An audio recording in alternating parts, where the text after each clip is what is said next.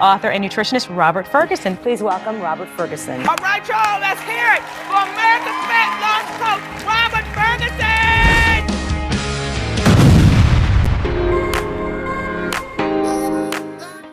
Hey, this is Robert Ferguson. What's up, everybody? I am your nutritionist. I'm a guy who shares because I care. And today we're going to talk about what is the best rice for weight loss. Oh, do you know the answer to that? Like, what is the best rice to eat if you want to lose weight? Uh-oh, interesting. Now, I have clients who are eating rice all the time and they're losing weight. But what is the best rice? Now, some people are actually eating certain rice and it's stopping them from losing weight, literally. And they're eating small amounts of it. So how is that? And some of the questions that I'm going to put out there, aside from which is the best rice to consume if you wanted to eat rice and lose weight, believe it or not, there's actually a better rice. And then I'm also going to share with you insight into like the fact that white rice may be healthier in most situations than brown rice. Or do you just believe that brown rice is healthier than white rice? It's quite interesting. Now, did you know that you can eat rice? Because some people avoid rice because they think it's causing them to gain weight. Well, I'm going to share with you some stories and I'm going to share with you some key facts. And my goal today is to share with you what ingredients to look out for, what types of brands of rice you want to eat if your goal is to improve your health, maybe shed some pounds, and also put you in a position where you're less likely to gain weight back. So that's what we're going to talk about. Now, before we dive in and get into the nitty-gritty of all of that, maybe you can share with me what you think would be the healthiest rice. Do you think it's white rice? Do you think it's brown rice? What rice do you believe is the best rice to consume if your goal is to lose weight? Well, I'm going to break it down. Now, this segment and what I'm going to share with you is brought to you by our Detox Drop. We're seeing a lot of people get really good results. They're getting good results. People are doing it 2 times, 3 times. Because once you do the Detox Drop, this Detox Drop, because some people actually have made mistakes thinking they were going to get our old Detox Drop, not realizing that it's been fully updated. It's completely different. The first time you do it, you're spending $69.95 for a detox that would normally go for $89.95, right? Then the second time you do it, you're part of the alumni, so all you need is the VitaBlend to do the Detox Drop, which is like 50% less than what it would take. So once you've done the Detox Drop, anytime you want to do it again, you're paying 50% less because I designed it so that it'd be more affordable for people. People could do it on a regular basis or as often as they want. And when we update the booklet, because it's digital, and we update parts of the website, you just log in and whatever is the newest version, you have access to it all the time because we're adding recipes to the Detox Drop. It just gets better and better and better. So I just wanted you to know that so you can go to our store at dietfreelife.com. And again, we're going to talk about this. So I have someone who just brought up and they said, let's see who this is. Queen D Faith. Who is Queen D Faith? My daughter's name is Faith. So Queen D Faith, when I asked the question, what is the healthiest rice? She said brown rice. We have other people who are saying they want to learn more. Well, let's tackle that. See, here's the deal. Brown rice, unless you wash it, and soak that rice, is not healthier. Matter of fact, brown rice has 80% more inorganic arsenic compared to white rice. And this is because the arsenic accumulates on the grain's outer layer, which are removed to make white rice. So they remove it in the process to make white rice. And you don't get the arsenic. But if the brown rice is still intact, unless you soak that rice, then you're consuming arsenic. And it's to the amount that is actually scary. And there's warnings if you had a young kid, let's say 2 years old, that consumes a cup of brown rice with the arsenic intact, that's too much arsenic for a kid like that. That could prove quite dangerous. So brown rice is not necessarily the best rice. Now, I've traveled around the world, and people who live the longest, okay, that live the longest, they don't eat brown rice. They eat white rice. In America, we're so big and caught up on things that are brown, like whole wheat, brown rice, like everything brown. We believe that that is better for us. But to the contrary, when you leave outside the country, like when I'm in the Philippines, people are eating rice, same as China and sometimes Japan, for breakfast, lunch, and dinner, and they don't have a problem with weight. You go over to Africa and a whole bunch around the country, people are eating rice. And it's white rice. It's not brown rice. It's only in America that we're caught up to believe that brown rice is better for us. Now, when you look at the nutritional profile, you'll get a little bit more dietary fiber in brown rice compared to white rice. You'll get a little bit more protein compared to the white rice, but you're getting an adequate amount of protein with everything else. So in my house, we primarily eat white rice. And there are certain rice, however, that can be harmful. So I'm going to get into it. I don't have any slides to show you today, but I'm going to walk you through it, and I'm going to share with you a story because this literally happened about 4 or 5 weeks ago, and I was sharing this with one of my clients. So I had this client who's pretty healthy, and she doesn't have insulin resistance or any of those challenges. And so I get her following the methodology, and she's doing pretty good. But as far as losing weight, I thought or expected she would lose a little bit more weight than what she was dropping because there was no insulin resistance. So then I started walking through like a lot of her meals, and I noticed she was eating rice. Like out of 3 meals, she was eating rice like in 2 of her 3 meals. And occasionally she was having rice a third time. Now I'm used to that. I've seen that many times. I've had many clients over the years who eat that much rice. And so most of the time, if you're talking to the average nutritionist, right, they would just say, we got to cut out the starches. We got to cut back on what we call fast carbs. I didn't want to do that.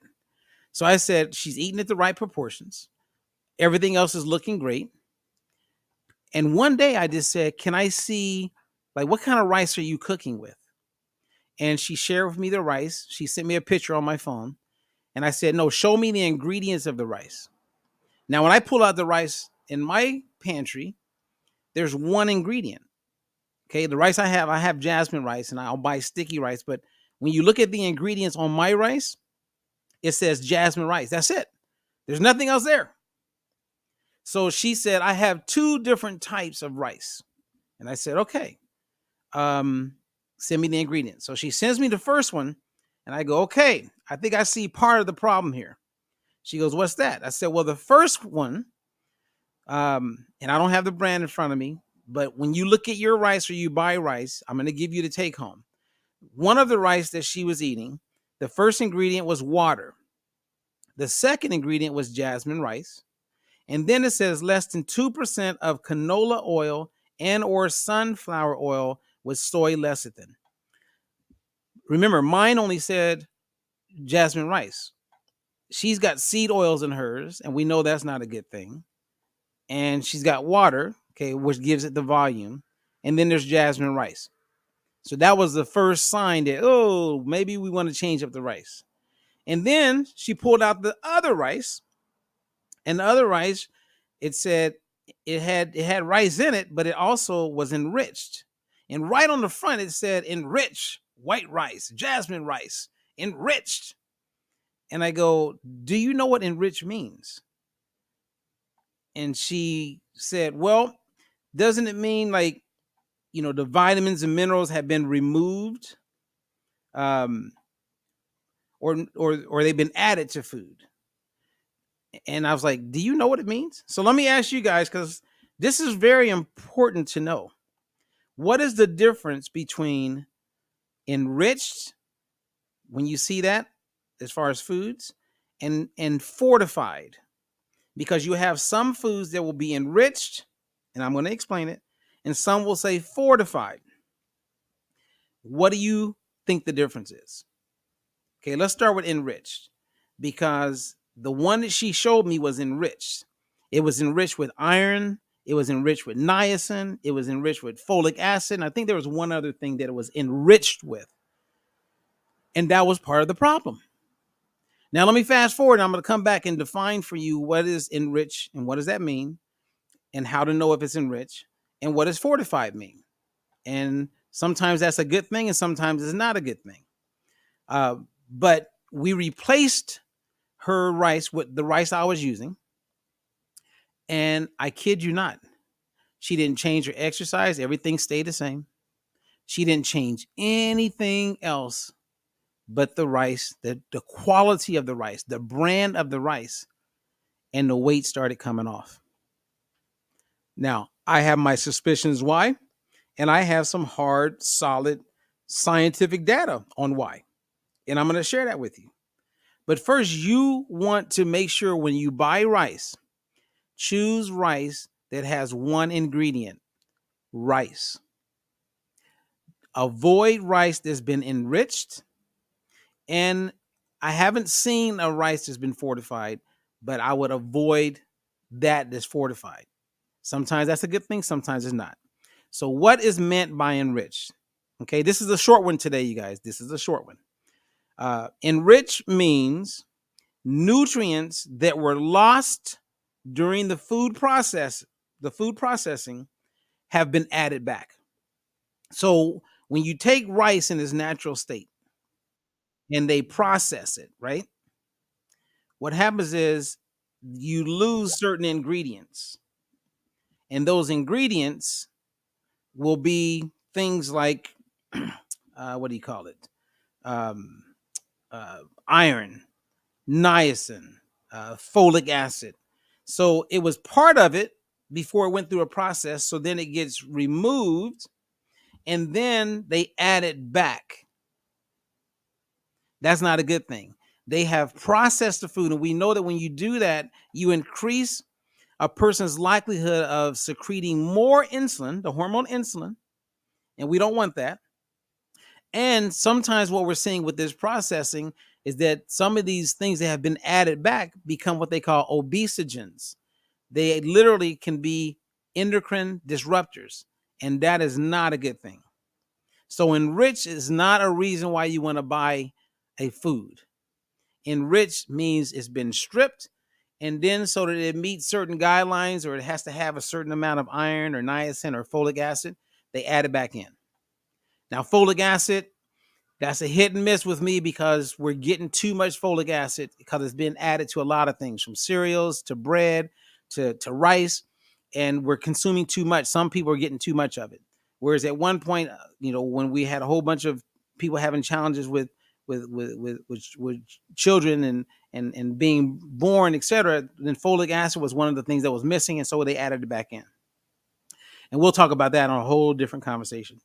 Now, when it's fortified, that means that vitamins or minerals have been added to a food that were never part of that food, right? So you know how when you go to the store and you'll see vitamin D added to milk with vitamin D. Well, vitamin D wasn't part of milk, but they added to it. And then you're like, hey, I'm going to get me some fortified vitamin D. So you'll see certain drinks, juices, sometimes fortified with vitamin C, fortified with vitamin D. That could be a pro, and it could sometimes not be a pro, meaning it could be a positive and sometimes it can be a negative. The closer foods are to nature, the better. The closer foods are to nature, the better. The less processed foods are, the better. The closer to nature, the better. And I know that we live in a world where we can't always have something straight off a tree. I get it. But do your best and be mindful and eat as close to nature as possible, and you will reap the benefits. Your skin may improve, your energy may be improved, your ability to burn fat will improve. So many things will improve when we don't eat as much of the ultra processed foods and we eat foods that are closer to nature. It's like I always say, it's better to eat the fruit than to drink the fruit. Amen. All right, you guys, I'm Robert Ferguson. Hopefully you learned something from that. Run with it. If you have any questions, feel free to reach out to us at dietfreelife.com. And while you're there, because right now we're giving away some free stuff for people who are interested in improving their health. If you have lab work, right, and you reach out to us, you can just take our quiz. So if you go to our website, you'll see our quiz. Just take the quiz, and then we'll reach out to you and tell you what we can do if you can find out what your fasting triglycerides are and your fasting glucose. What those numbers are doing is we have a quick and easy way to find out if you have insulin resistance and if there's a increased likelihood you have fatty liver. Now, with 1 of 4 people having fatty liver, just by giving us your fasting triglycerides and your fasting glucose, which will be on your basic lab work, we can get right back to you. And depending on what the number is that comes out, it also gives us an idea of what your risk may be when it comes to cardiovascular events. That's like the potential of a heart attack, as well as a stroke. So just get us those numbers. Doesn't cost you anything. Just go take our quiz, or you can email me or my assistant. And if you're one of my clients, this week and next week, all my clients, I'm doing this for you anyway. So just bring it up if I don't bring it up first, and we'll get it done. All right. Now, let me see. We had Queen D Faith. She says, I just had my lab work done a couple weeks ago. Perfect. Well, look at your lab work, Queen D Faith, and contact us, take the quiz. I'll email you, or my assistant Lori will email you.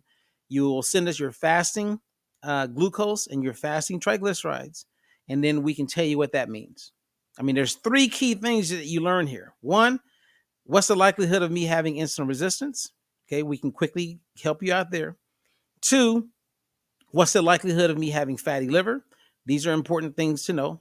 And then 3, does these numbers really say that I have an increased risk for some type of cardiovascular event?